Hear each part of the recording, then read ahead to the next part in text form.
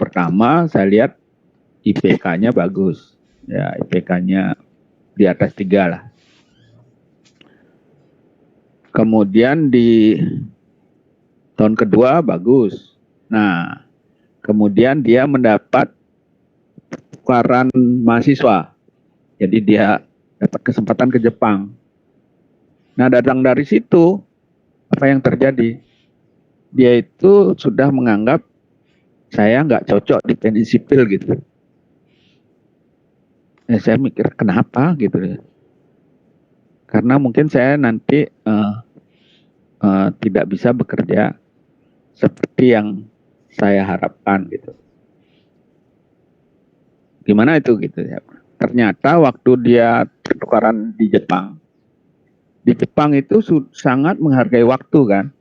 Jadi tidak ada seperti kalau kita kuliah ini kan jam 8.30 gitu. Jadi pas ya. Kalau enggak jam 8.30, jam 10 mungkin selesai jam 10. Kemudian nanti kuliah lagi jam 10 lebih 10 gitu. Jadi genap semua gitu loh. Nggak ada yang seperti di Jepang. Kalau di Jepang nanti makan jam misalnya ya, jam 7.29 ya, bisa begitu.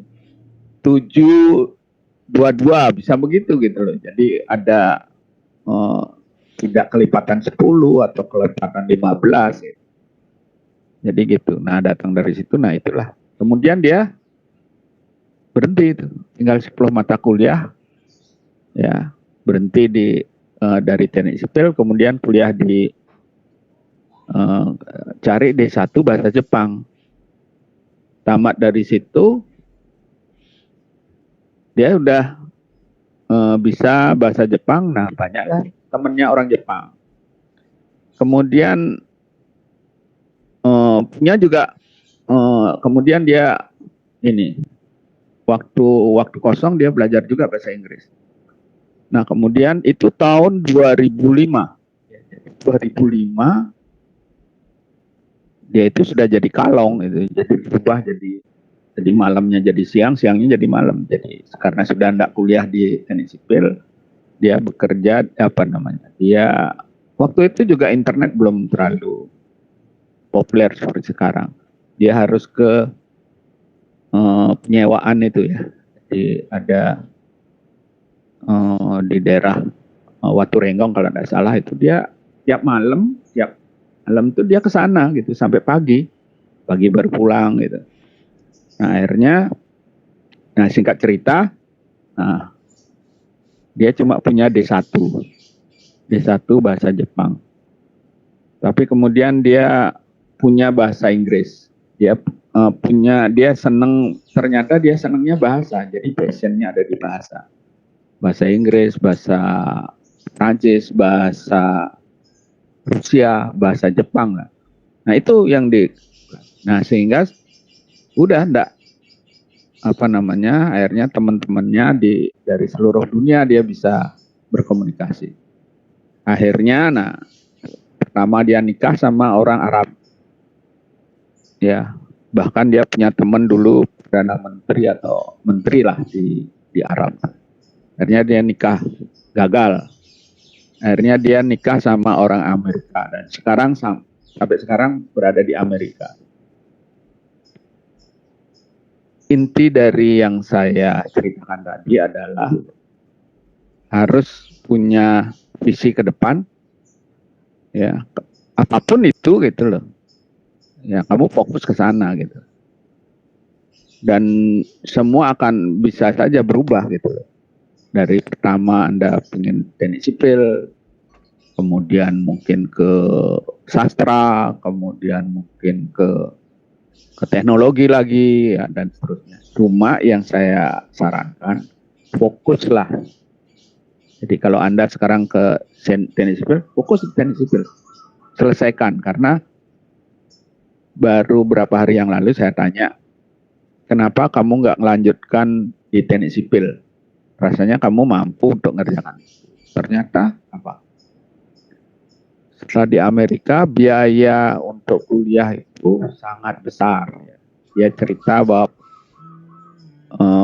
keponakan suaminya itu kuliah ya di S1 itu per tahunnya bayar 600 juta. Jadi per tahun kalau di sana, tidak seperti kita di semester 600, berarti 300 juta per semester ya. Nah, kamu berapa? Mungkin 3 juta ya UKT-nya. Ya, itu harus disyukuri. Walaupun mungkin kualitasnya tidak sehebat di Amerika, tapi kalau kamu bisa lewati ya dengan serius, saya pikir kualitasnya akan tinggi juga gitu loh. Gantung dosennya kan. Seperti saya misalnya, saya beri kesempatan saya sebelum kuliah misalnya saya kasih PowerPoint-nya, saya kasih seperti ini tadi kan saya jam berapa itu ya, jam 4 atau jam 5 pagi saya teringat, oh ya nanti saya ngajar jam 8, saya siapkan mengajar. Jadi saya serius mengajar Anda. Nah saya harapkan Anda serius juga mengikuti kuliah saya. Ya, karena ini sangat penting sekali untuk bidang-bidang yang lain gitu loh. Jadi misalnya Anda, waktu ini kan ada mahasiswa juga yang pindah bidang. Dia bidangnya transportasi, tahu-tahu terakhir pindah ke drainase gitu. Jadi ke air ya, bidang air. Nah itu kalau Anda punya basic yang kuat di mata kuliah pendukung gitu kan. Kalau misalnya seperti ini, geometri jalan itu buat bendungan pasti pakai jalan. Terus pasti pakai peta. Nah itu, nah Anda sudah punya fondasi yang kuat. Ya.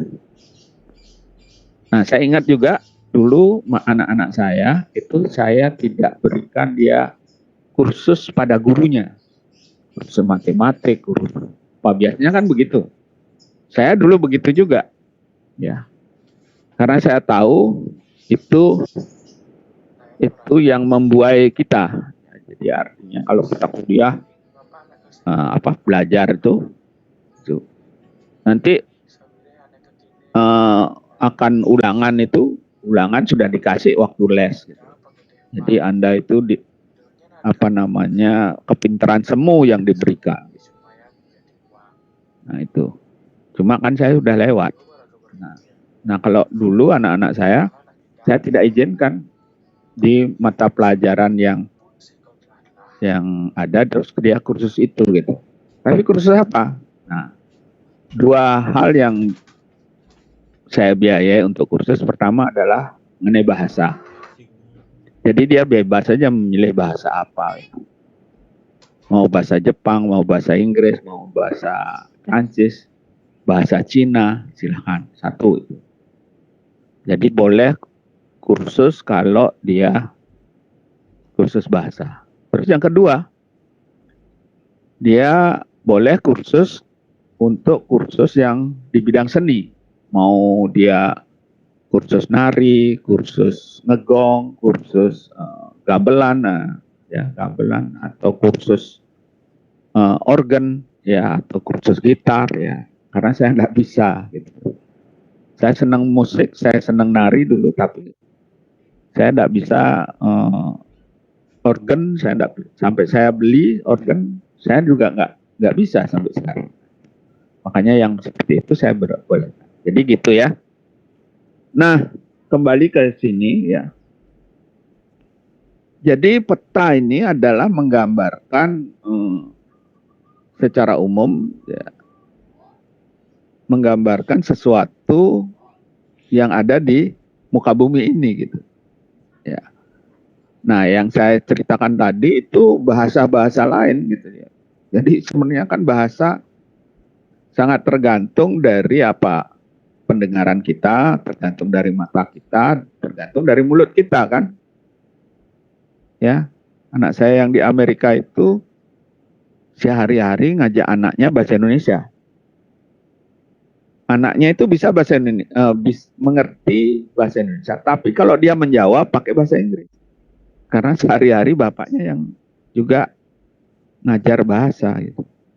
Jadi anaknya jadi lama bisa bahasa, Jadi dia main tunjuk aja, ya, tapi tidak ngomong. Nah itu karena ada kebingungan di pikirannya. Nah tapi sekarang udah mulai bisa menjawab pakai bahasa Inggris, tapi mendengar bahasa Indonesia bisa. Jadi dia paham mengenai bahasa Indonesia. Sebenarnya yang penting kan bahasa waktu kecil itu kan larangan, ya. Kayak rambu lah di jalan. Ya, kalau kita di jalan ada perlengkapan jalan, nah itu berupa rambu, marka, ya itu adalah bahasa juga, ya. Bahasa komunikasi visual, ya. Jadi bahasa komunikasi. Jadi bahasa komunikasi itu antara lain salah satunya adalah peta ini, ya, untuk menyampaikan sesuatu kepada yang lain. Oke, jadi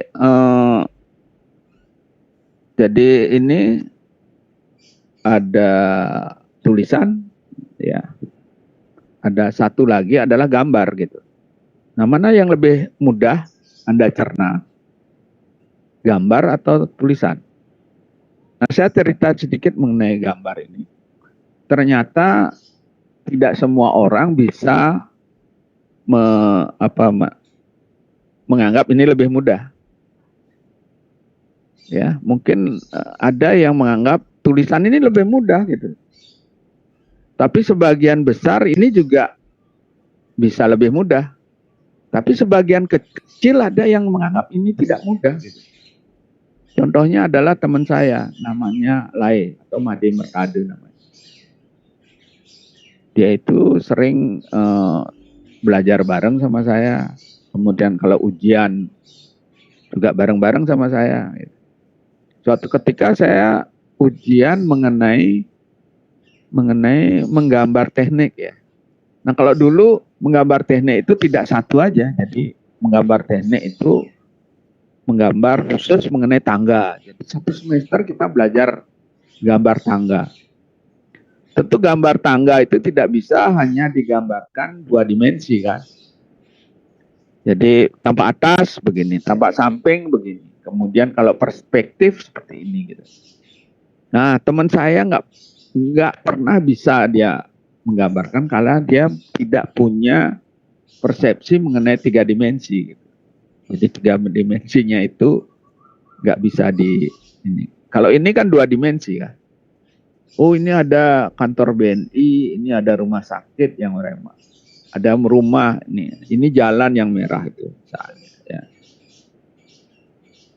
Nah, Anda mungkin saya lebih mudah yang sebelah kiri daripada yang sebelah kanan gitu. Jadi yang kanan itu dengan kata-kata. Tentu yang berperan aktif yang di sebelah kanan itu pikiran untuk literasi mengenai kalimat kan, literasi jadi memahami tulisan, ya memahami tulisan. Tapi yang sebelah kiri adalah memahami gambar. Jadi mata kita juga kemudian ada otak kita. Nah otak kita bisa nggak? Ini kalau nggak bisa itu sulit. Jadi teman saya akhirnya apa? Akhirnya dia memutuskan untuk tidak melanjutkan di teknik sipil karena dia merasa tidak bisa membaca gambar tiga dimensi. Apalagi membaca aja dia sulit. Membaca gambar aja sulit. Apalagi menggambar gitu. Akhirnya dia putuskan untuk berhenti dan dia bekerja sebagai pebisnis. Pada saat itu dia membuat garment. Kerja garment, kemudian tahun berapa ya? 80-an ya, 82 bangkrut ya. Kemudian dia punya keahlian meditasi. Jadi dengan keahlian meditasi dia bisa main catur itu tidak melihat papan catur. Hebatannya dia.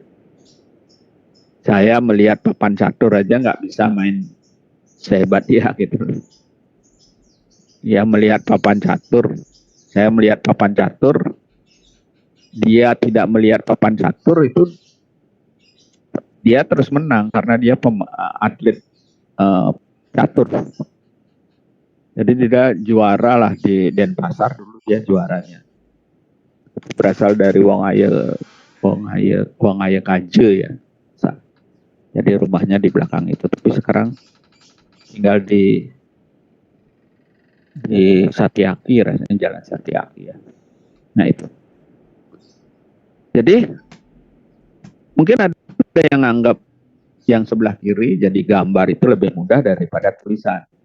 Tapi banyak juga yang menganggap tulisan itu lebih bagus atau lebih mudah dicerna daripada gambar.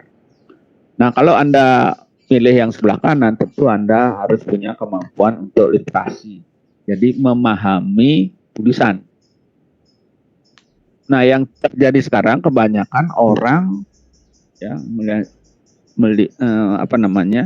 kayak ini ya, misalnya ada buku ya. Nih. Dia hanya membaca buku ya. Baca kalau sudah tebal segini malas dan membaca.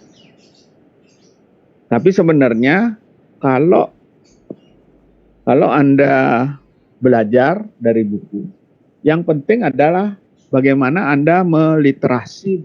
Jadi Anda punya kemampuan bukan untuk membaca saja, tapi kemampuan untuk memahami bacaan itu. Itu yang namanya literasi. Udah? Oke, kita lanjutkan ya. Kemudian ini adalah permukiman manakah yang rawan banjir misalnya.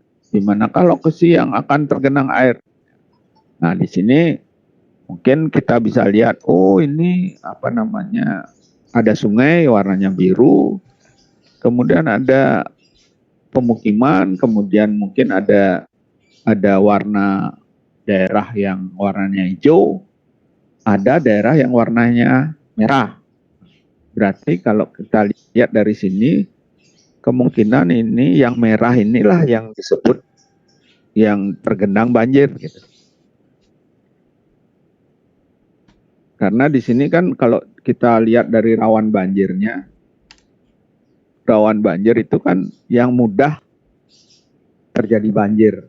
Nah, kalau kita lihat dari gambar ini, yang merah ini ada di sungai ini, berarti di sungai ini, kanan kiri sungai ini kan ini kemungkinan banjir di sini. Terus mungkin juga di sini, ya yang merah ini, ya ini juga daerah banjir gitu. Oke, jadi itu. Nah, ini lokasi manakah yang masih bisa dikembangkan untuk lokasi pemukiman? Berapa luas hutan yang masih ada? Nah, ini kan di sini ada hutan, ya, kemudian ini ada kota, ya, terus ini ada pemukiman, gitu. Ini ada air misalnya, ya. Ini kan sebagian ya, mungkin di sana ada dataran. Gitu. Kalau kita lihat dari sini sebenarnya ini kan konsep perencanaan yang salah.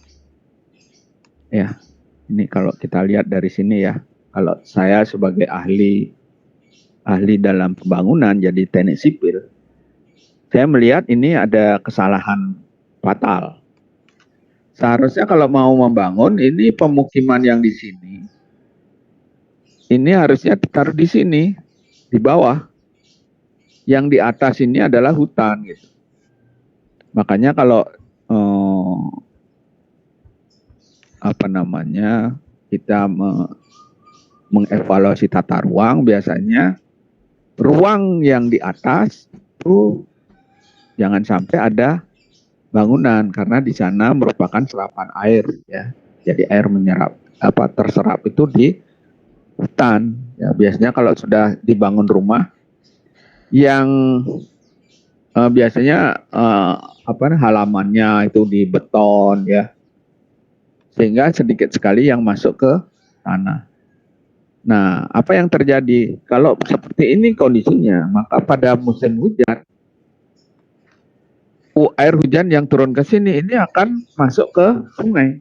Ini yang disebut dengan runoff ya. Air yang ada di permukaan. Jadi akan terjadi banjir. Apalagi kalau ini daerahnya flat, ya, seperti Jakarta Utara,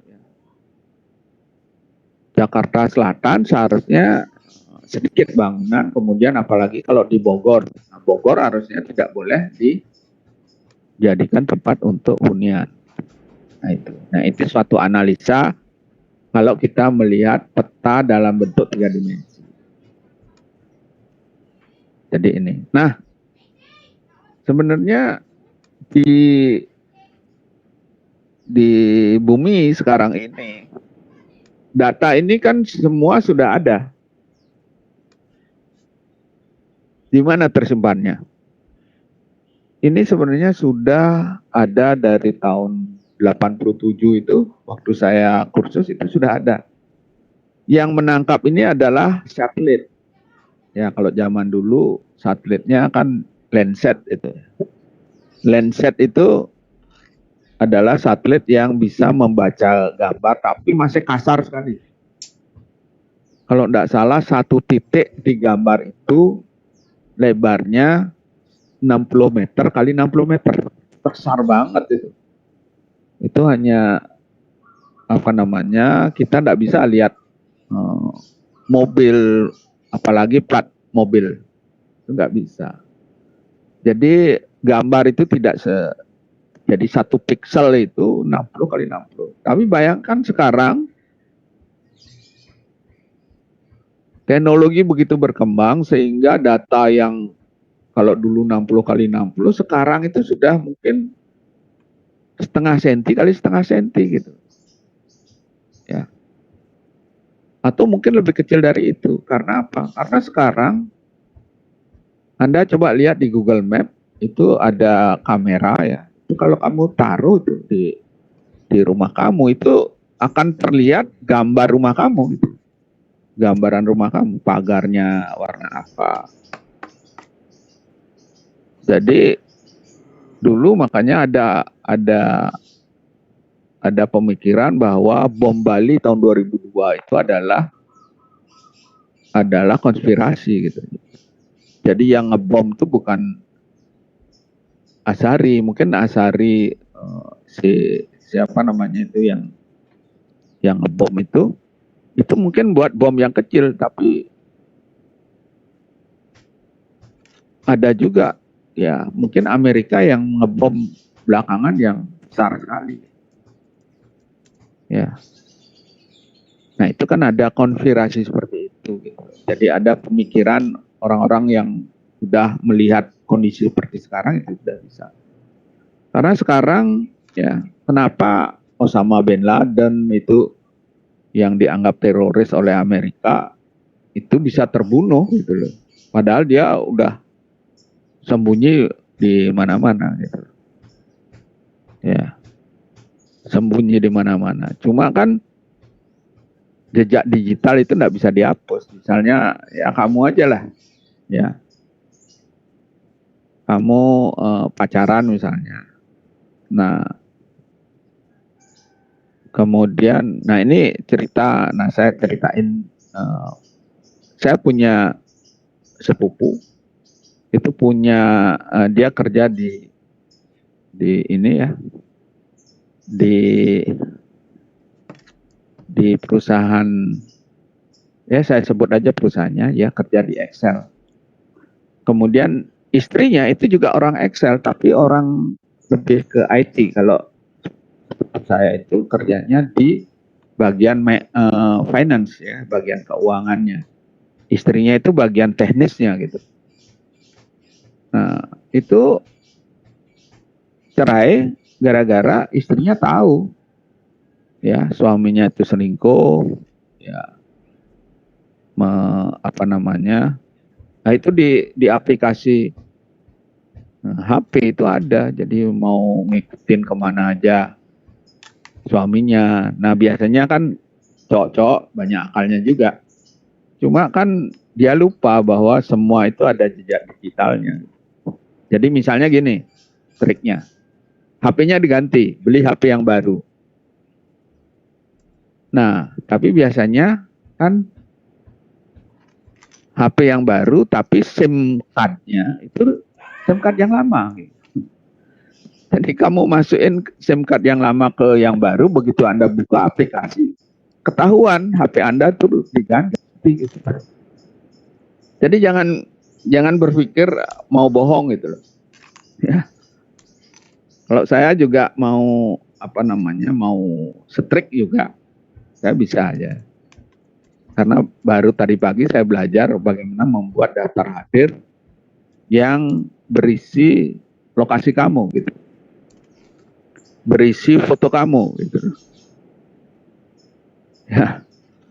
Saya bisa sekarang buat itu gitu. Mak, ya udahlah. Ya ikuti aja yang sistem yang ada. Saya enggak mau jadi detektif ya. Tuh. Nah, saya lanjutkan ya. Agak ngelantur dikit tapi ini peta adalah gambaran permukaan bumi seperti yang ini ya, yang diproyeksikan ke bidang datar dengan skala tertentu. Jadi bisa seperti ini ya, bisa ini ya, ini skalanya kecil ya, ya ini skalanya lebih besar gitu. Ya bisa seperti ini, bisa seperti ini. Jadi tergantung mau detail atau mau tidak detail gitu. Kemudian apa yang dimaksud dengan permukaan bumi? Nah, yang dimaksud permukaan bumi ini yang ini. Ya, saya cerita sedikit mengenai kursus saya dulu. Saya dulu kursus di survei terpadu.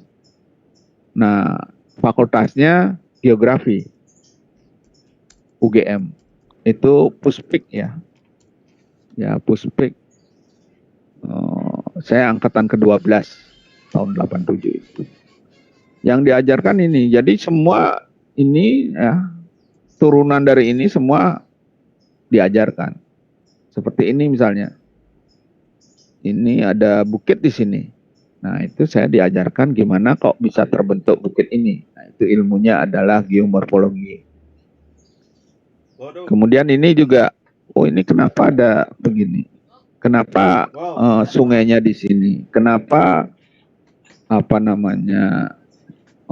mata air di sini misalnya? Nah, itu diajarkan di sana juga.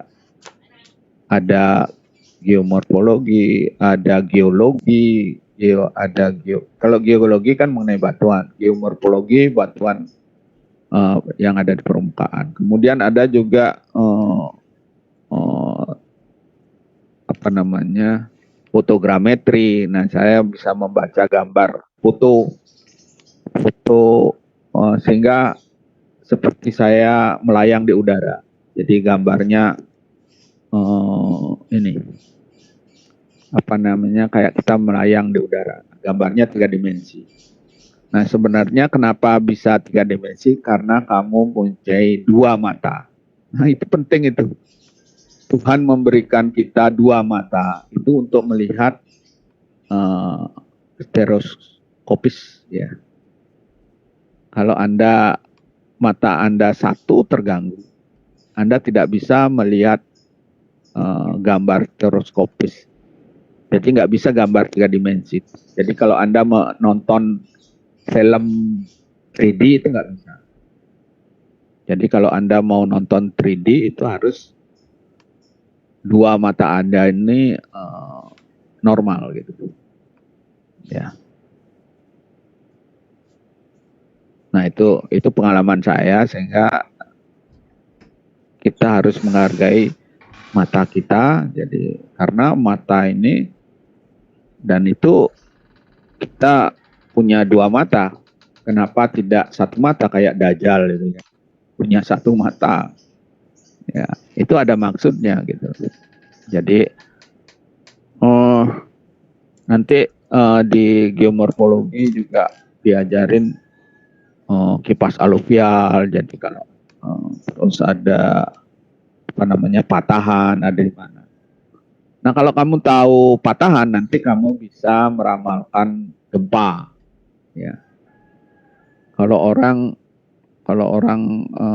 sekarang ini, ya orang sekarang ini, kalau orang Amerika itu sudah bisa ya. Kemarin baru saya lihat ada podcast yang menganalisis big data itu. Nah, ini kan termasuk big data itu termasuk kalau Anda membuat peta topografi di peta Google, ya, Google Map. Ya, Google Map itu bisa kita lihat secara 2 dimensi, bisa juga 3 dimensi. Cuma ada caranya. Nah, itu yang saya suruh Anda buat tugas, ya. Tugas membuat peta topografi. Nah, sebenarnya peta topografi itu dibuat dari data vertikalnya itu. Sembunyi data vertikal itu pada seluruh dunia. Nah, itu datanya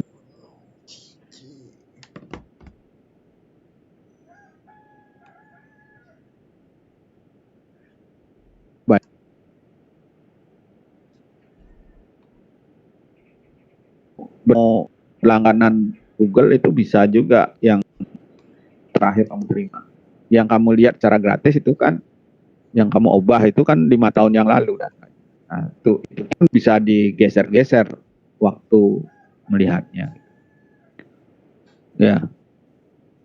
Jadi yang dimaksud dengan permukaan bumi ini, ya, ada lembah, ada bukit, ada ini, dan anti ilmunya adalah yang berhubungan dengan muka bumi, ya.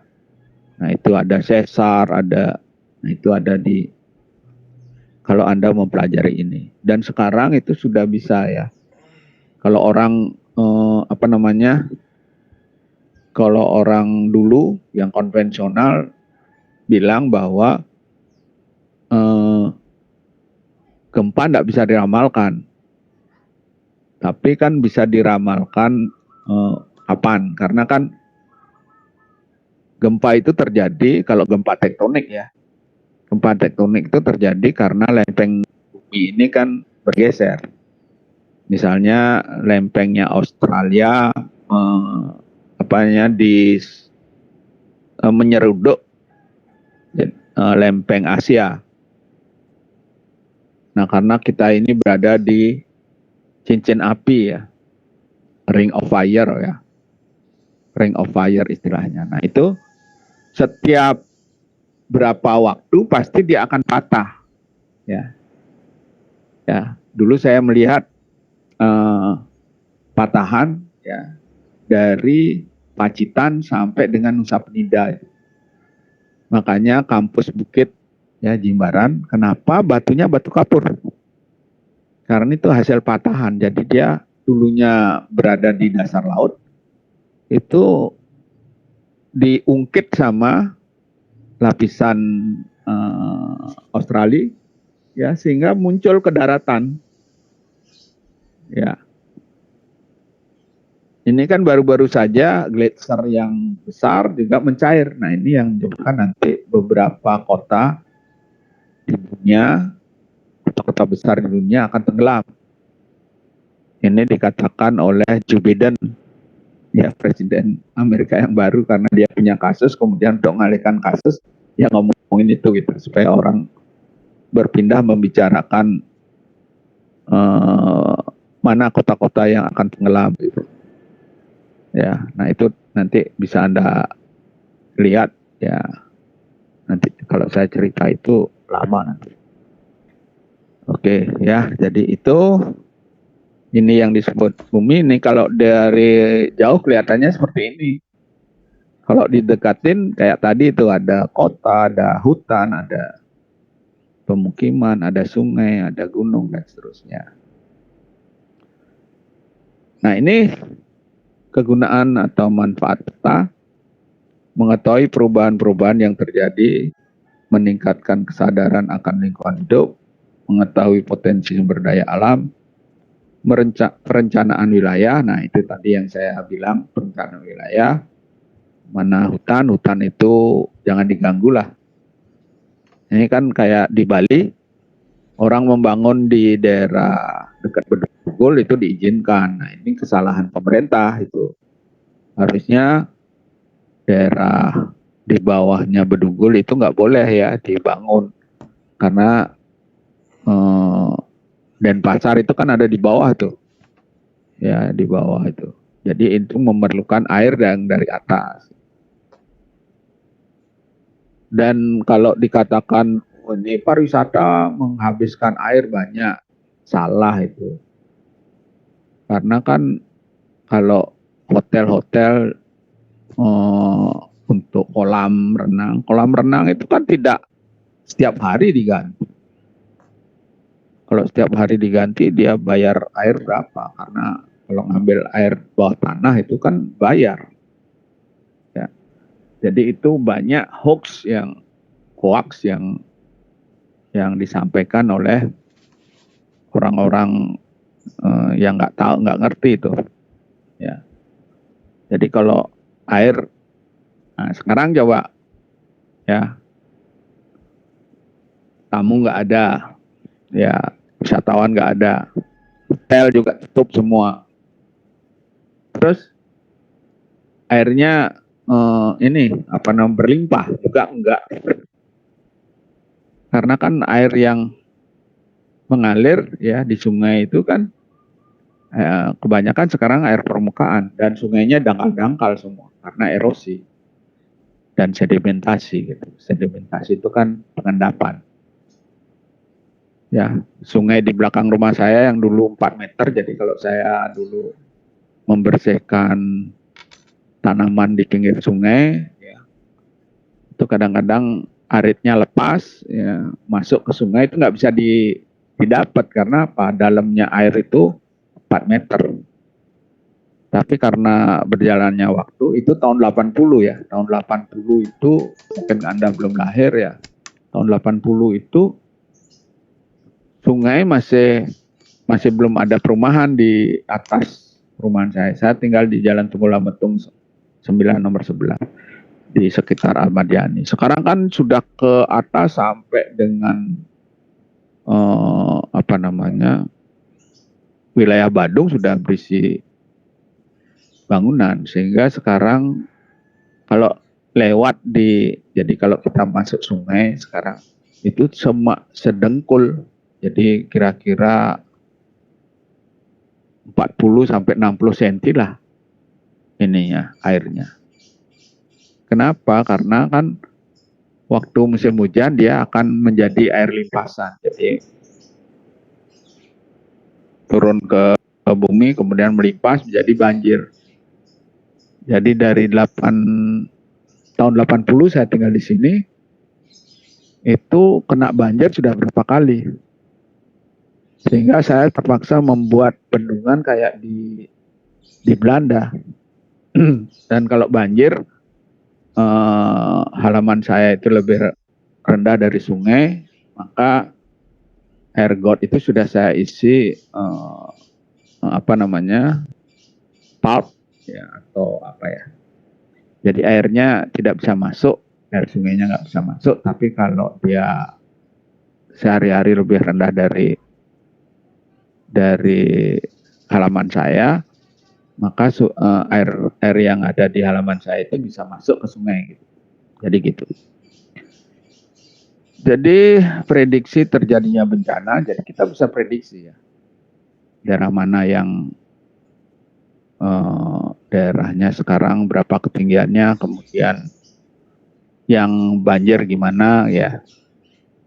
Kemudian bisa juga pertolongan kecelakaan ya.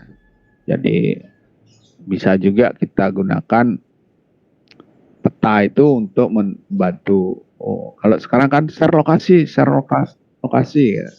Kita bisa lebih cepat ya menganalisis. Oh ini di jalan ini ya, di tempatnya. Oh di depan kantor BNI misalnya gitu ya. Oh lewat mana ya? Nah, kita bisa direction gitu ya. Kita bisa direction. Oh kita jalan aja kemudian kita oh lewat inilah lewat Gatsu. Nah, langsung dia kasih alternatif. Oh, kalau melalui ini jaraknya sekian. Terus kita bisa lihat, oh daerahnya macet ini, merah nih. Oh, saya belok lagi, oh jangan lewat situ, lewat kemana. Nah itu pertolongan kecelakaan bisa lebih cepat karena sekarang sudah ada peta yang menunjukkan misalnya kemacetan jalan. Anda bisa lihat ya, kalau sudah, karena kalau Anda tidak lihat itu nanti terjebak ya. Saya pernah kejebak 4 jam di ini ya. Saya mau ke Singaraja, kemudian saya lewat ini apa namanya, pasar apa ya, yang dia di sebelah utara dari rumah saya. Nah itu anak saya sudah bilang, ini Pak, ya simpang di depan kita ini macet total gitu. Saya nggak percaya, jadi saya ikutin aja, jalan sebentar, berhenti, ya jalan misalnya 3 meter, ya satu mobil ya. Kemudian nunggunya 15 menit. Nah itu akhirnya setelah lama baru saya, waduh ini kalau diikutin. Nah kemudian saya lihat, terus alternatifnya mana gitu. Jadi anak saya nunjukkan, oh ini lewat sini Pak. Ya saya balik lagi. Jaraknya lebih jauh tapi waktu sampainya lebih cepat. Nah itu bisa kita bisa kita gunakan untuk mempermudah atau petunjuk arah perjalanan. Jadi mungkin saja jarak yang kita tempuh lebih jauh, tapi waktu untuk mencapainya lebih cepat. Gitu. Ya, kan ada 3 tuh. Ada 3 hal kalau kita di transportasi. Mau lebih cepat, lebih cepat, lebih dekat, atau lebih murah. Nah, itu. Ya.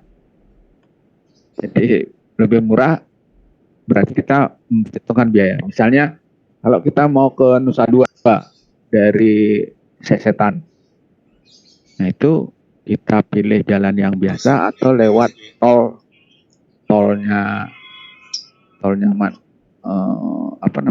tol Bali Mandara. Nah itu kalau mau ke Nusa Dua, kalau jalan biasanya macet, saya bisa lewat tol. Bayar cuma berapa ya? 11.000 ya. Bayar 11.000 udah sampai, lebih murah, lebih cepat. Ya. Walau mungkin jaraknya juga lebih pendek gitu. Makanya itu buat jalan tol supaya lebih pendek. Cuma kan kalau dibilang lebih pendek, lebih cepat, tapi kan pemerintah harus mengeluarkan dana untuk membangun jalan tol itu. Makanya kalau kita membangun jalan tol, jadi jalan tol itu hanya milik pemerintah pusat. Jadi jalan tol itu miliknya Badan Pengelolaan Jalan Tol BPJT, itu ada di Kementerian PU. Jadi kalau nanti Anda ditunjuk jadi Pimpro, nah itu kalau Pimpro pembangunan jalan tol, kamu harus berhubungan dengan BPJT. Jadi makanya Pak Jokowi membuat infrastruktur jalan tol itu sekarang kalau kita mau ke Jakarta mungkin bisa hanya 16 jam. Ya. Kalau dulu 24 jam kita harus. Jadi hampir setengahnya dipotong waktu.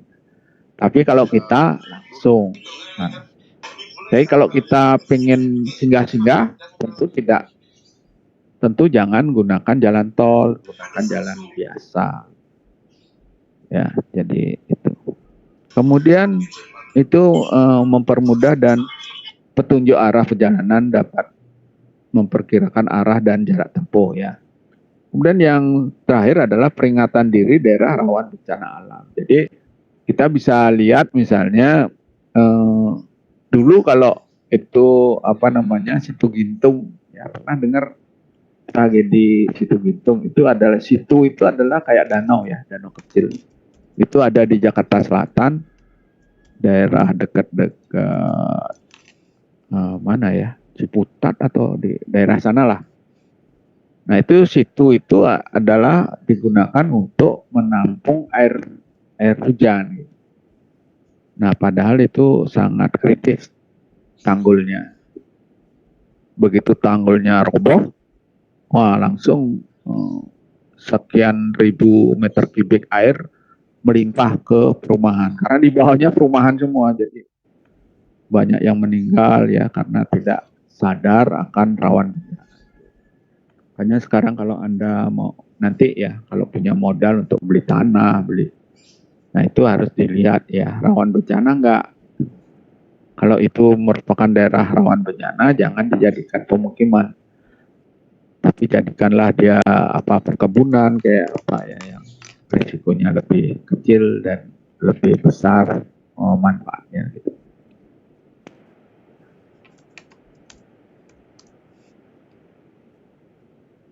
Nah itu tadi yang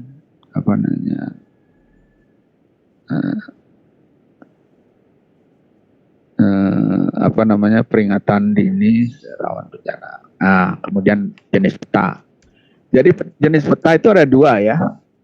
Ada peta dasar, ada peta tematik. Jadi peta dasar ini sekarang saya jelasin. Peta dasar adalah peta yang dijadikan dasar untuk pembuatan peta-peta lainnya. Atau dia peta dasar itu adalah peta rupa bumi maupun peta. Jadi peta lainnya itu adalah peta rupa bumi maupun peta tematik. Jadi peta yang dibuat berdasarkan tema. Ya, tema. Peta dasar untuk pembuatan peta rupa bumi disebut peta induk. Ya, peta induk.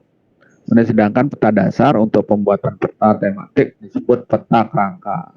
Nah, ini hanya istilah aja, nggak usah dihafalin. Nah, peta induk, peta yang disusun dikompilasi, compile ya, kalau bahasa Inggrisnya dikompil, dikompilasi, dikumpulkan, kemudian dijadikan berupa layer ya, langsung dari survei pengukuran di lapangan atau hasil fotogrametri. Nah, ada istilah fotogrametri. Fotogrametri ini adalah ukuran-ukuran yang bisa kita hitung atau kita analisis berdasarkan foto citra. Jadi kalau kita nyebut citra itu lebih umum ya. Foto citra itu dari satelit. Jadi gambar itu kan bisa gambar analog, bisa gambar ini ya, gambar yang berupa titik ya. Kalau analog itu kan kayak kamu melukis, lukisan itu yang dibuat dengan tangan itu analog lah. Jadi kalau itu ditransfer dari yang sesungguhnya. Tapi kalau dari fotogrametri itu misalnya kalau kita ingin mengetahui permukaan dari suatu hutan, jadi permukaan tanah suatu hutan. Jadi seolah-olah tanamannya dihilangkan, kemudian ada tanah aslinya. Nah, itu hasil fotogrametri. Jadi ketinggiannya berapa dan seterusnya bisa kita ketahui jika hutannya hilang tanpa menghilangkan hutan. Hebat nggak teknologi sekarang ini? Jadi kan Anda bisa melihat tanahnya setelah hutannya dikupas, walaupun kenyataannya tidak. Nah kalau menggunakan alat, itulah yang menggunakan dia bukan ini ya. Jadi menggunakan radio dia, menggunakan frekuensi. Jadi suatu tanah itu suatu wilayah itu hutan misalnya itu dia ngukur pakai suara, jadi kayak ngukur jarak itu dengan suara, jadi kayak kalong itu bisa membedakan, oh ini tembok, oh ini nggak ada temboknya, itu bisa terbang malam, dia tidak menggunakan mata, dia menggunakan telinga. Nah ini kalau dulu kan kita bingung kok melihat dengan telinga gitu. Itu bisa seolah-olah melihat dengan telinga karena dia bisa memperkirakan jarak, dia bisa menggambarkan segala sesuatu di depannya. Cuma satu kalahnya dia tidak bisa melihat jaring. Makanya kalau mau nangkep kelelawar, kalong ya, dengan jaring. Ya, dengan jaring. Ya, kalau dulu saya senang juga menjaring kelelawar sebelum saya paham dengan lingkungan ya. Karena dagingnya enak sekali. Kenapa enak? Karena proteinnya tinggi. Ya, zat yang ada di dalam daging kelelawar itu proteinnya tinggi. Makanya daging kelelawar itu gurih. Sama dengan daging bebek. Ya, bebek itu juga proteinnya tinggi. Ayam itu lebih rendah proteinnya. Ya. Kalau proteinnya tinggi gimana? Ya, nanti Anda bisa sakit asam urat. Ya. Uratnya menjadi bengkak nanti. Nah, itu hati-hati ya. Makanya sekarang saya sudah paham itu semua. Sehingga saya juga untuk makan hati-hati juga. Pertama karena anak saya bilang, kenapa sih Papa harus menjaring kelelawar? Oh, saya bilang alasan saya dulu, saya kan nanam pohon, malam pohon mangga itu habis dimakan sama dia, saya dapat apa gitu. Jadi anak saya yang pertama itu bilang, loh Papa kan masih punya uang untuk bisa beli ke swalayan. Mereka itu kan tidak bisa beli pakai uang.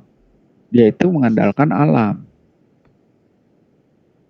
Maka dari itu saya kemudian tidak pernah saya ini, tapi saya membuat atau mengakalinya dengan menanam pohon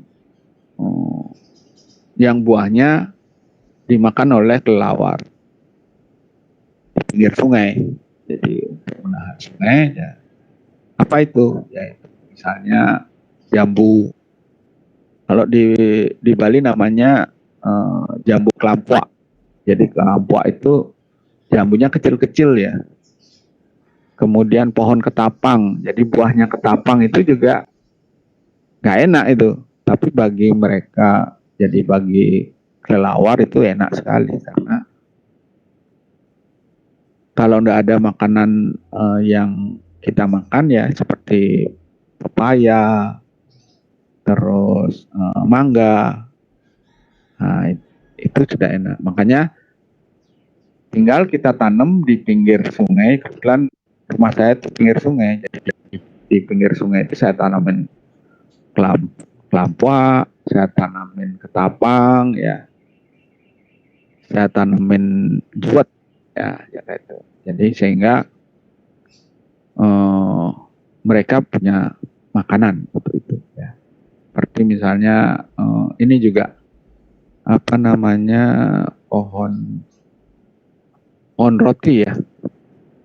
Pohon roti itu sukun, itu pinggir sungai. Jadi itu memperankan agar ininya masih bisa, kelelawar itu masih bisa hidup dan kita harapkan terus hidup ya. Karena apa? Dia yang akan menanam tanaman yang lain. Jadi mangga itu bisa pindah. Ini saya punya pohon mangga di rumah saya. Kemudian di seberang rumah saya itu ada tanah kosong. Itu sekarang ada pohon mangga, paha golek. Saya lihat itu nggak ada yang nanam. Tapi saya pikir itu kelelawar yang nanam dari buah yang dipetik dari rumah saya. Gitu. Nah, kembali lagi peta induk, ya, peta yang disusun dikombinasi langsung dari survei pengukuran di lapangan atau hasil fotogrametri dan dilakukan secara sistematis, di mana data tersebut diperoleh dengan menggunakan cara pemetaan yang sama, proyeksi yang sama, dan seperiodik yang sama. Tentu Anda tanya, ini apa yang dipakai gitu. Jadi bukan orang yang kerja robot. Ya, yang kerja robot. Robot yang dimaksud adalah apa? Adalah apa namanya yang diluncurkan oleh Indonesia, Palapa 1, Palapa 2, Palapa selanjutnya ya. Kemudian di Amerika itu ada dulu Landsat ya, kemudian itu yang namanya satelit ya. Jadi satelit itu ya sebenarnya robot yang dibuat oleh manusia yang digunakan untuk mendapatkan data mengenai rupa bumi ya. Oke, proyeksi yang sama dan spreadik yang sama. Jadi dengan menggunakan satelit maka datanya disimpan ya, periodik. Nah itu yang dipelajari oleh para ilmuwan. Jadi kalau Anda juga ingin, ini yang banyak sekali dibutuhkan. Jadi itu ada jurusan, kalau di Indonesia kan program studinya masih terbatas. Di Amerika itu sekarang sudah ada program studi manajemen pengelolaan data. Itu jauh lebih penting dari teknik sipil gitu. Teknik sipil kan menggunakan turunan dari itu gitu. Ya, salah satu. Tapi dibilang teknik sipil nggak penting. Penting. Ya, karena kalau nggak ada teknik sipil, nggak ada membuat jalan. Jadi semua dipentingkan ya. Semua jadi penting. Ya, makanya kalau saya minta Anda mengerjakan tugas yang saya berikan, itu kerjakan dengan serius. Selesaikan dengan serius. Pelajari dengan serius. Karena mungkin pada saat ini kamu belum merasakan apa gunanya, tapi nanti. Ya, saya dulu belajar komputer sebelum orang belajar komputer. Jadi saya pertama di Bali. Setidaknya di Bali saya pertama. Mungkin yang pelajari banyak, tapi yang menjadi pengajar dan penguji praktek itu saya yang punya sertifikat pertama. Saya dapat sertifikat itu dari Dinas Pendidikan dan Kebudayaan DKI, bidang pendidikan luar sekolah. Jadi saya masih mahasiswa, saya sudah punya sertifikat itu, sehingga saya bisa ngajar komputer tahun 85, ya, 8 dari 83 ya, karena saya belajarnya tahun 80 dan 81. Saya belajar tahun 81, masih mahasiswa, karena waktu itu saya baru selesai nempuh mata kuliah komputer. Cuma yang diberikan itu tambah kurang kali bagi itu diganti dengan tambah kurang bagi itu strip miring, kali itu bintang, ya, pangkat itu bintang-bintang atau capil ya. Nah cuma itu gitu loh. Belum diajarkan algoritma. Nah saya tahun 81 mulai mengenal algoritma. Setelah algoritma kita kenal, maka kita bisa membuat program dengan bahasa program. Jadi bahasa program juga ada dua macam. Ada bahasa tingkat tinggi, ada bahasa tingkat rendah. Jadi itu yang menyebabkan saya pada saat itu mahir. Ya. Tapi sekarang ada kelemahan saya yang saya sadari, sehingga saya tidak sehebat dulu. Kalau pemikiran mungkin saya masih bagus ya. Cuma yang lemah ada dua. Satu adalah memori. Apa yang saya omongin nanti kadang-kadang sudah lupa gitu loh. Ini untung yang saya mau ingat gitu loh. Sehingga saya bisa omongin gitu. Itu yang pertama. Yang kedua adalah apa? Motorik. Jadi kalau saya ngetik itu banyak yang salah. Jadi harusnya ngetik misalnya L yang terketik K. Saya ketik N yang terketik M. Karena di keypad itu berdekatan. Makanya kalau Anda mau mahir komputer, coba Anda belajar menggunakan keypad dengan baik, sehingga tangan Anda itu tidak pakai 14 jari, ya. Karena pakai 14 jari itu kan pakai 7 dengan 7.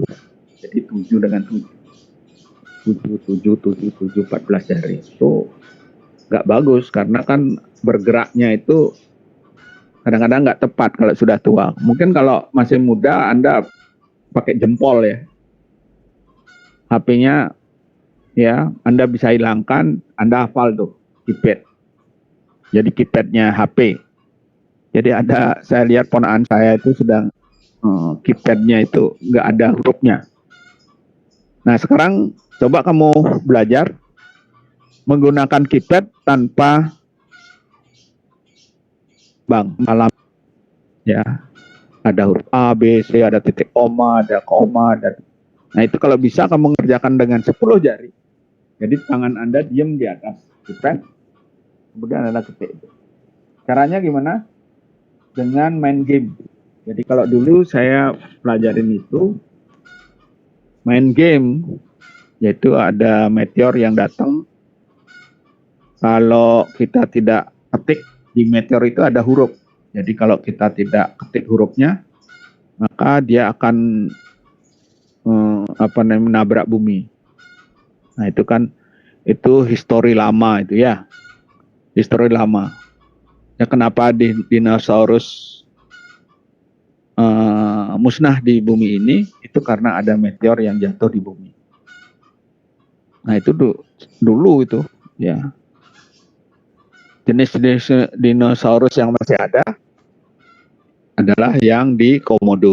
Itu sisa-sisanya dinosaurus. Kenapa dia masih ada? Karena kita berada di Khatulistiwa. Karena biasanya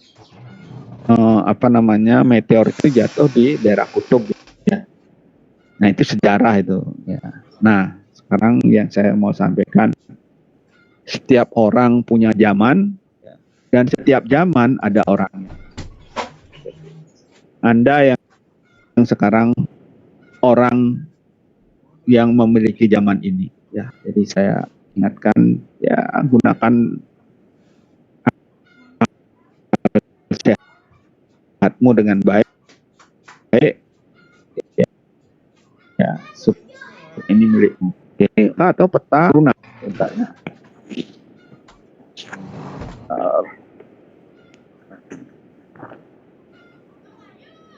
Oke. Jadi tadi itu baterai saya habis ya. Memang saya gunakan charger karena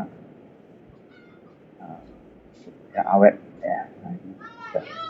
Saya kembalikan lagi ya. Jadi kota dasar yang dipakai sebagai dasar mengikat data tematik tertentu sesuai dengan posisi planimetriknya. Jadi planimetri itu adalah alatnya ya, alat. Jadi misalnya mengukur luas. Kalau dulu mengukur luas itu, kalau yang paling sederhana kan panjang kali lebar, tapi kalau dia dalam bentuk persamaan, maka kita bisa membuat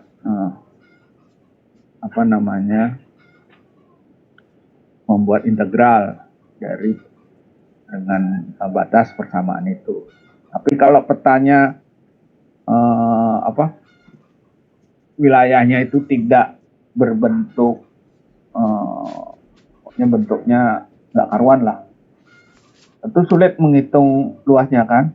Nah, itu dulu ada alat namanya planimeter. Planimeter itu untuk menghitung luas, jadi tinggal Anda sentuhkan di batas wilayah itu, maka Anda bisa setelah tertutup, jadi garisnya tertutup jadi suatu wilayah, nah, Anda bisa tahu berapa luas wilayah itu. Itu planimeter. Tapi kalau hasilnya itu yang disebut dengan planimetrik ya, planimetrik. Makanya di sini juga ada geometrik ya. Geometrik itu hasil dari geometri ya. Geometrik itu hasil dari geometri. Nah saya sekarang ajarkan geometrinya. bagaimana cara hitung, gimana caranya membuat trase, ya itu geometrik, ya hasilnya. Hasilnya geometrik, tapi alatnya geometri. Tema dari setiap peta tematik harus merupakan informasi utama yang paling menonjol dari segi persepsi. Maka informasi lainnya harus merupakan informasi yang mendukung tema tersebut. Misalnya, kalau tema tematik bank yang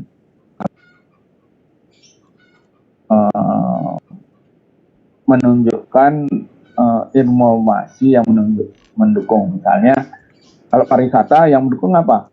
Hotel, jalan, jarak. Nah, itu peta tematik. Ya, tematiknya adalah traveling, misalnya gitu kan. Sama juga dengan pariwisata. Traveling itu perjalanan. Makanya ada majalah yang judulnya Travel and Leisure. Itu tahun 2016. Hotel Nihiwatu ada di Barat Daya, itu menjadi hotel terbaik menurut majalah Travel and Leisure. Jadi travel itu perjalanan, leisure itu juga jalan-jalan gitu ya. Terus 2017 hotel yang di Bali, hotel apa ya namanya ya, saya lupa namanya, maaf. Itu di atasnya, di sebelah utaranya Ubud ya, kalau nggak salah di mana ya, Tebatu atau saya lupa namanya, tapi disebutkan daerah Ubud gitu, padahal itu tidak di daerah Ubud, itu ada di sebelah utara. Nah, ini peta kerangka atau peta tematik ya.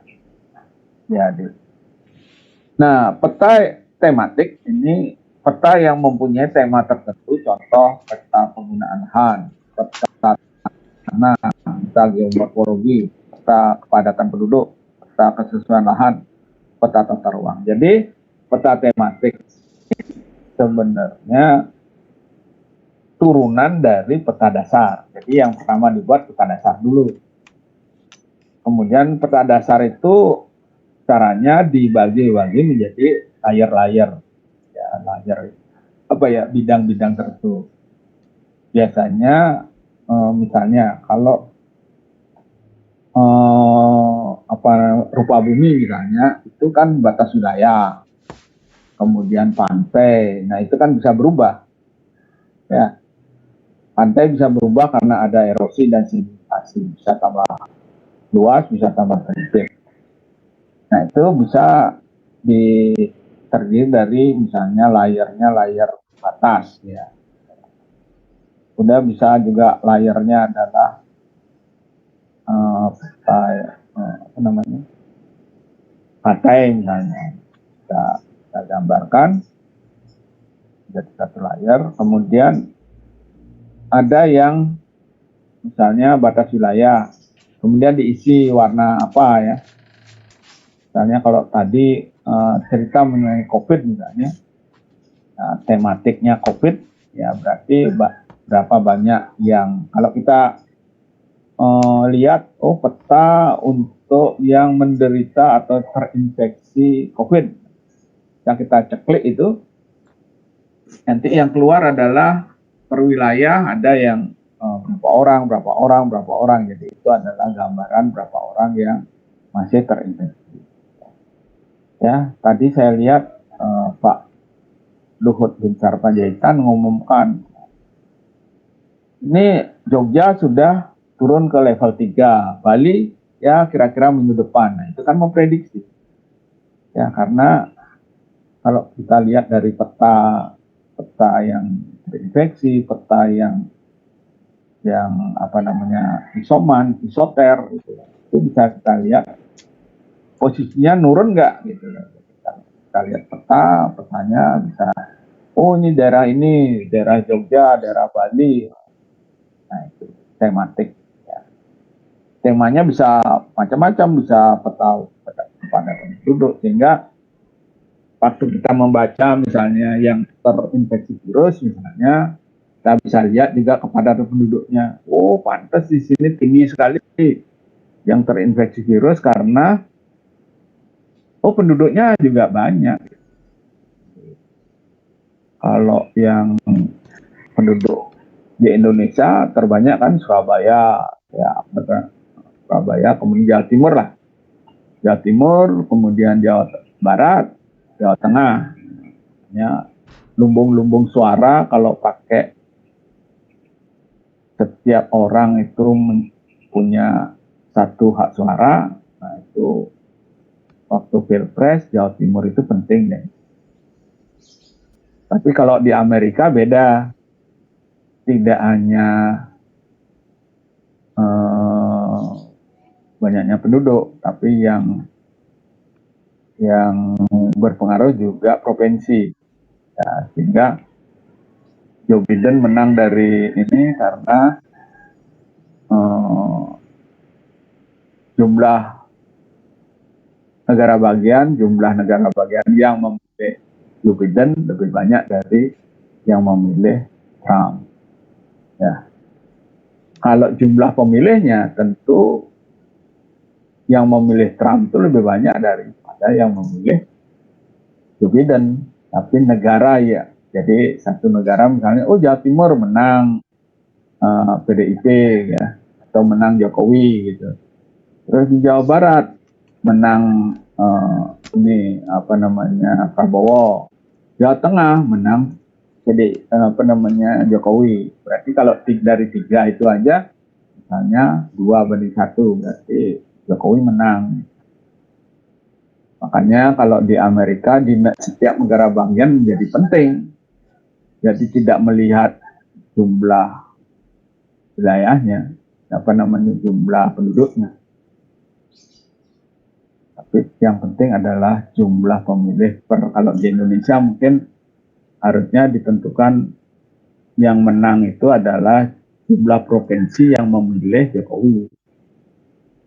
Ya, kalau nanti mungkin ada aturan kayak Amerika, nah, akhirnya daerah-daerah yang penduduknya sedikit jadi penting karena dia merupakan provinsi.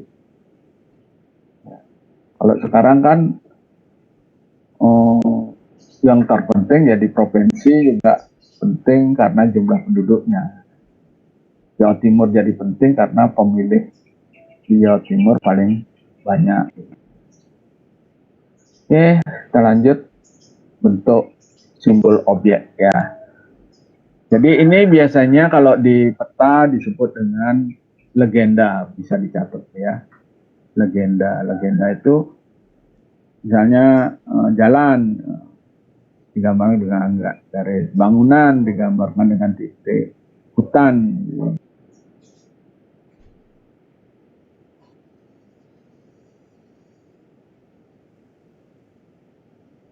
Nah, jadi kerangka ini ada kertas, ya ada kerangka. Kemudian ada muka peta itu dibagi dengan kerangka peta. Kemudian ada informasi tepi. Jadi informasi tepi itu yang disebut dengan legenda. Nah, yang penting ini tata peta rupa bumi. Nah, ini judul peta. Ada peta rupa bumi lembar ke berapa ya. Skalanya 1:10.000. Ini daerah Cipayung edisi digital 1/1911. Nah, ini sih penomoran peta. Ini kalau peta dasar kayak ini. Penomoran ya lembar ke berapa dan itu setiap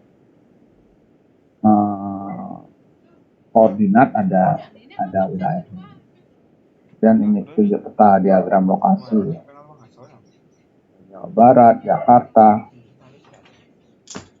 ya, ada Jawa Tengah dan seterusnya.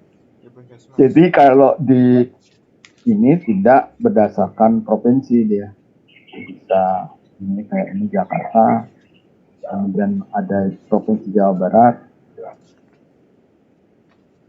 Ini juga yang disebut dengan indeks kota. Nah, sistem georeferensi, ya, ini proyeksinya transverse Mercator. Ya, sistem grid-nya grid geografi, grid universal, dan seterusnya. Kemudian datum, ya, ada data, ada datum. Data itu satu, datum itu banyak. Datum horizontal, berdasarkan. Kemudian datum vertikal, muka laut di lembar, ya. Satuan tinggi meter, kontur. Misalnya ini, kalau buat peta topografi ini selang kontur. Jadi kan kalau gambar peta topografi itu berupa garis-garis saja. Jadi garis itu menunjukkan ketinggian dari ketinggian yang sama dari suatu daerah. Misalnya selang konturnya 6 meter. Nanti ada 5, 10, 15, 20 dan seterusnya. Oke. Legal aspek. Nah, ini yang punya secara hukum punya hak untuk mencetak sebenarnya Bakus Tanah, Badan Koordinasi Survei dan Pemetaan Nasional. Nah, dulu saya pernah ke sini ya, pernah ke kantornya Bakus Tanah waktu saya kursus itu berada di antara Jakarta dan Bogor, kilometer 46. Di sana semuanya tersimpan data-data Landsat, itu ada berapa kamar gitu ya. Jadi itu gambar mengenai. Mungkin sekarang udah nggak ada lagi karena sudah digantikan dengan data yang lebih canggih ya, data yang lebih detail ya. Kalau dulu data Landsat itu ada berapa kamar gitu. Ya. Nah, kemudian ini ada hak hak intelektual lah. Kalau yang menerbitkan misalnya Bapeda Kabupaten Bogor, ya, didesain atau dibuat oleh Bakus. Jadi yang punya kompetensi untuk membuat peta sebenarnya Bakus Tanah. Jadi kadang-kadang kan gini, Anda bisa membuat tapi tidak punya hak untuk membuat. Sama juga dengan kendaraan. Anda mungkin bisa naik motor, tapi belum tentu Anda boleh naik motor karena Anda belum punya SIM. Jadi orang yang mengendarai motor di jalan itu wajib mempunyai SIM. Tapi kan banyak orang yang nggak punya SIM bisa naik motor. Nah, terus gimana tuh? Ya kalau nggak punya SIM jangan naik motor di jalan. Terus gimana? Ya yang bukan jalan, ya ada on the road, ada off the road. Ini ada kendaraan, ya, oh ini kendaraan harga on the road sekian. Kalau off the road sekian, jadi Anda punya mobil tapi tidak punya surat-surat. Jadi nanti masalah kalau hilang. Ya, tapi Anda tidak wajib membayar pajak. Ya, kalau tidak usah surat-surat kan tidak usah nyamsat, tidak usah. Tapi nggak boleh lewat jalan karena begitu Anda nyamsat di Denpasar sebenarnya dapat pajak, yang dapat pajak kan Denpasar misalnya. Nah itu untuk membangun jalan-jalan yang ada di Denpasar. Tapi kadang-kadang kan orang nggak ngerti, orang mobilnya di Jakarta, tapi tinggal di sini. Jadi ada orang-orang Bali atau orang Jakarta yang tinggal di Bali, tapi mobilnya berplat Jakarta. Nah itu dampaknya apa? Orang itu bayar pajak, yang nerima adalah Jakarta. Yang ada di Bali tidak dapat apa gitu. Dapat kerusakannya. Jadi Anda hanya bisa merusak jalan-jalan yang ada di Bali, tapi Anda bayar pajaknya di Jakarta. Nah, kalau misalnya Anda secara nasional, saya kan sudah bayar pajak secara nasional. Jadi kalau Anda mau begitu, Anda lewat di jalan nasional aja, Anda lewat di jalan provinsi, jangan lewat di jalan lokal. Ya boleh, Anda punya hak. Makanya kalau ada sweeping sebenarnya kan Anda bisa bilang, saya ini tidak pernah kok lewat jalan lingkungan, saya hanya lewat jalan arteri. Saya bayar pajak. Ya, makanya pajaknya itu kan pajak yang kita store ke Kota Denpasar itu untuk pembangunan di pasar. Jadi ini kalau dibuat dengan dibuat oleh dua instansi, maka yang menerbitkan Bapeda Kabupaten Bogor, yang mendesain atau dibuat oleh Bapeda, karena dia yang punya kompetensi untuk membuatnya. Ini legal aspeknya ya, peraturan yang diikuti ya. Jadi ada Jakarta, Bandung, Bogor, Cibinong itu.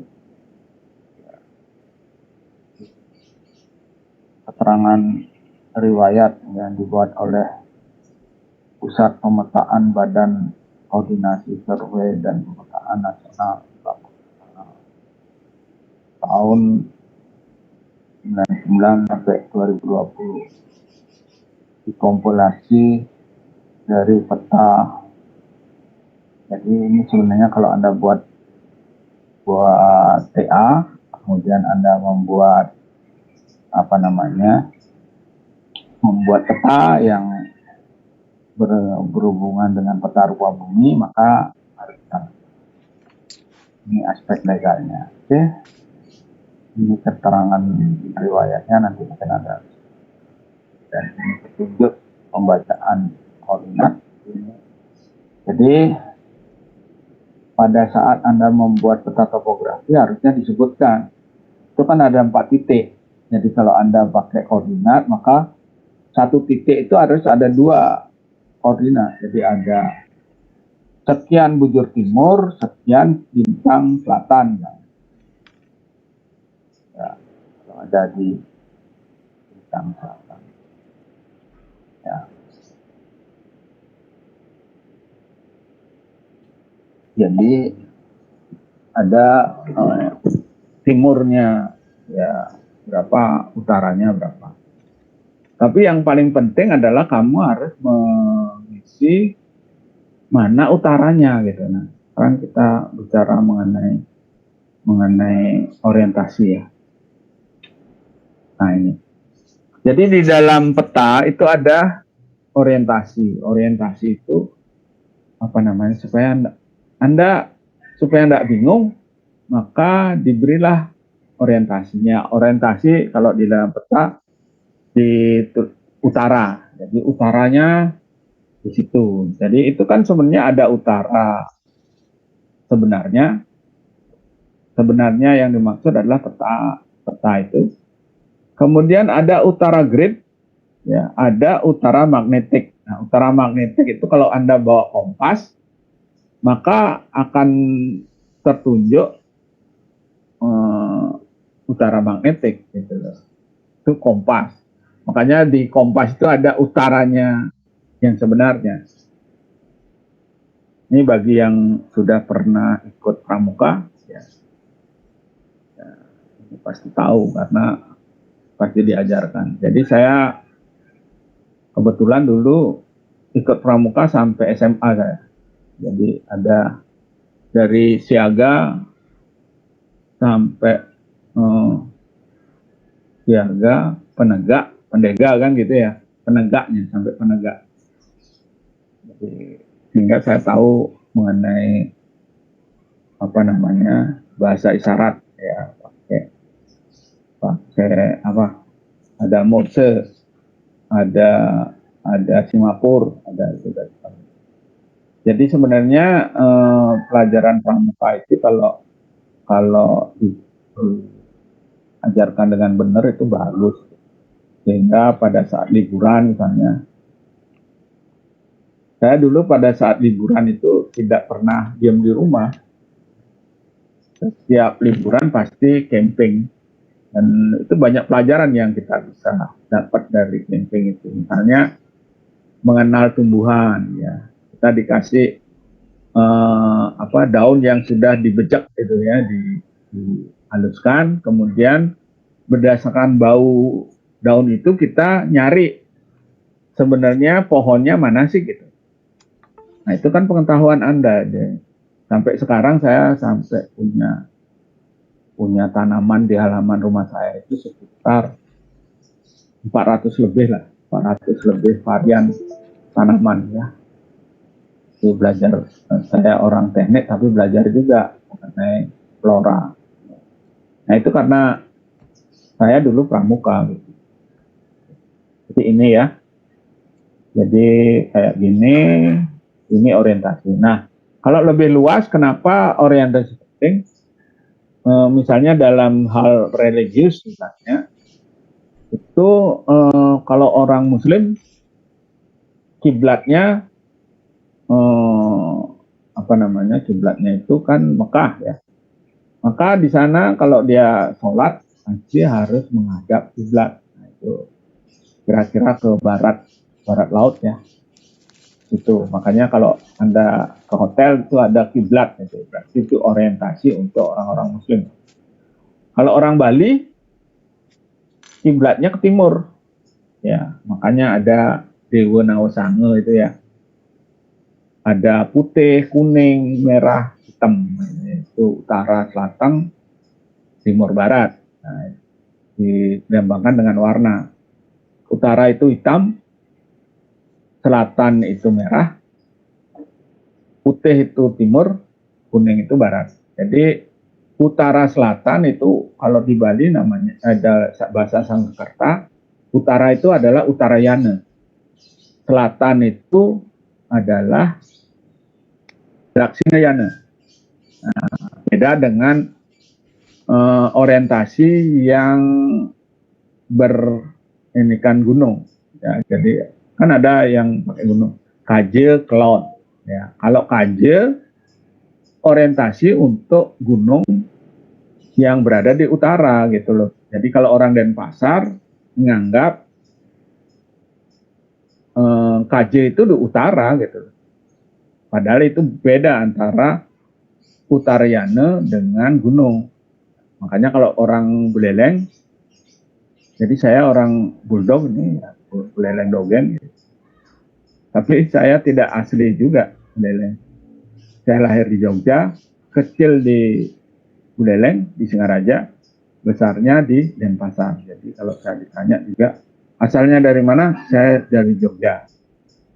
Ya, walaupun orang tua saya orang Bali, ya, ibu saya orang Bali, bapak saya dari Singaraja kota, cuma 100 meter dari Singambara Raja itu ke barat ya, itu rumah tua bapak saya. Tapi saya tidak pernah tinggal di situ. Ya dari kecil tinggal di Jogja, di Jetis, kemudian di tahun 64 sampai 74 itu di Acarya Graha di kota Singaraja, kemudian di Denpasar. Saya dulu tinggal di rumah dinas di Jalan Tanimbar itu karena orang tua saya dulu dosen juga. Kemudian dapat rumah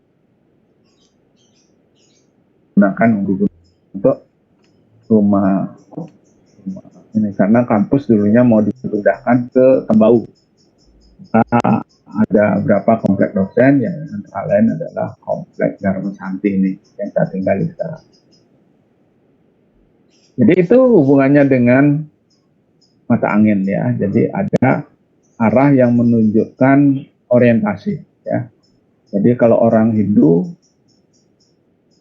sembahyang masih menghadap ke timur. Ya. Ya, makanya kalau orang yang nggak tahu orientasi dikatakan sing nawang kangen kau. Sing nawang kangen kau karena kalau nggak tahu timur sama barat kan disorientasi namanya kalau bahasa kerennya. Ya. Makanya mohon maaf, saya dulu anak saya punya teman banyak orang Muslim, kalau mau pinjam tempat tidak saya kasih di sanggah. Di sanggah itu kan ada juga tempat untuk sembahyangnya kan. Cuma kan pelinggih-pelinggih itu dewa atau Tuhan yang diwujudkan menjadi pelinggih itu ditunggingin karena orang Muslim sholatnya ke arah barat gitu. Jadi leluhur saya ditunggingin sama orang-orang Muslim. Maka kalau ada teman-teman yang mau sholat di rumah saya izinkan, tapi di kamar tamu, bukan di sanggah. Itu prinsip. Nah, karena itulah religiositas saya gitu ya. Jadi saya berhak melarang karena kalau di Islam ada namanya akidah ya. Akidah kita berbeda gitu. Agamamu, agamaku. Nah, disitulah berlaku. Ya, bukan berarti saya tidak toleran dengan agama. Tapi kondisinya memang kontradiktif. Kalau saya sembahyang menghadap timur, kalau orang Muslim sholat menghadap ke barat. Dan saya sebenarnya punya juga anak saya nikah sama orang Muslim. Anak saya nomor satu itu nikah sama orang Kristen. Anak saya sekarang yang laki nomor 3 kawin sama Hindu. Jadi lengkap di rumah saya itu negara internasional. Jadi orang Kristen punya, orang Muslim punya. Jadi kita menghormati satu sama lain dengan cara seperti itu. Jadi kalau anak mantu saya, cucu saya mau sholat, ya sholat di kamar tamu. Kalau saya dengan anak saya yang Hindu, sembahyangnya di sanggah. Ya. Nah itu hubungannya dengan orientasi. Ya. Jadi, penting orientasi sangat penting. Ya. Itu juga menunjukkan identitas. Nah, oke, saya lanjutkan. Nah ini garis-garis pada peta. Nah garis-garis ini nanti bisa saya jelaskan ya. Jadi bisa apakah itu topografi, kemudian dicampur dengan legenda yang lain, misalnya ada sungai, ada batas wilayah. Ini contoh peta digital ya, 1:25.000. Ini sebenarnya foto ya.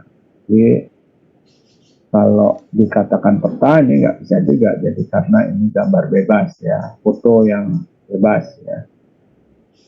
Nah, saya kira ini nggak bisa Nah ini mohon maaf karena tidak lewat nih ya. Jadi bagian objek permukaan bumi digambarkan nih di dalam tersebut. Nanti Anda bisa mencari di sini ya. Jadi saya kasih kuncinya ya. Karena ini saya tidak bisa copy ya, tidak bisa copy karena ada hak intelektual yang dia miliki. Ya, saya hanya bisa nge-share, tapi saya tidak bisa copy. Jadi ini topografi. Ini bentuk medan dalam bentuk topografi, tapi penampakan di peta dalam bentuk simbol garis. Ini garis-garis ini menunjukkan simbol tempat yang mempunyai ketinggian yang sama.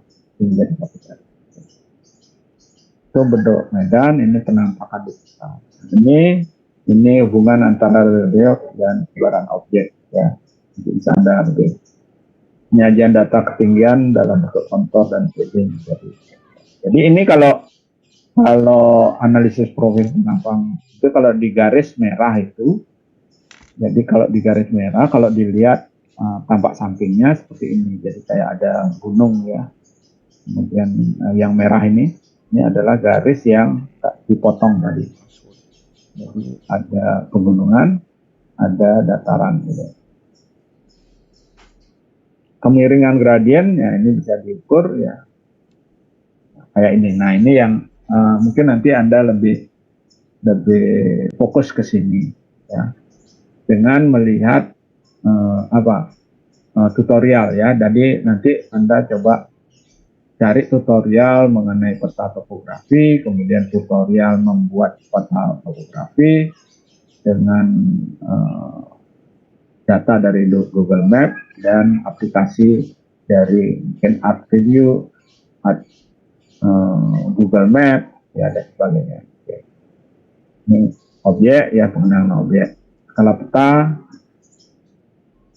ya ini ya skala ya. Oke. Ini nanti bisa Anda pelajari lagi ya. Nah ini informasi menggambar sel peta. Ya ini peta batimetri. Batimetri itu permukaan lahan di bawah air biasanya. Jadi kedalaman laut itu bisa dilihat. Jadi peta topografi yang menggambarkan kedalaman laut gitu ya. Nah ini peta batas wilayah, administrasi, peta topografi. Nah, ini. Nanti yang Anda buat adalah peta topografi. Ya. Ingat ya minggu depan mungkin hari Rabu, jadi tinggal lagi seminggu Anda buat dengan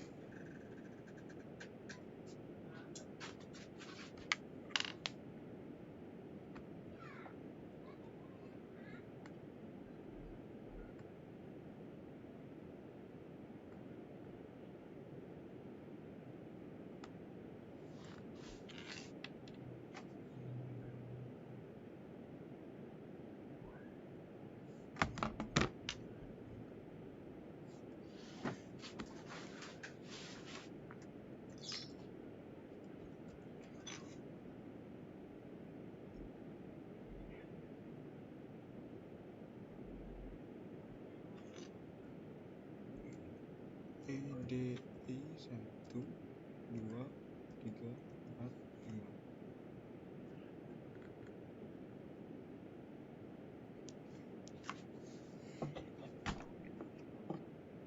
ketiga, saya akan jawab dulu pertanyaan-pertanyaan yang muncul dari WA Group dan saya akan berusaha menjawab.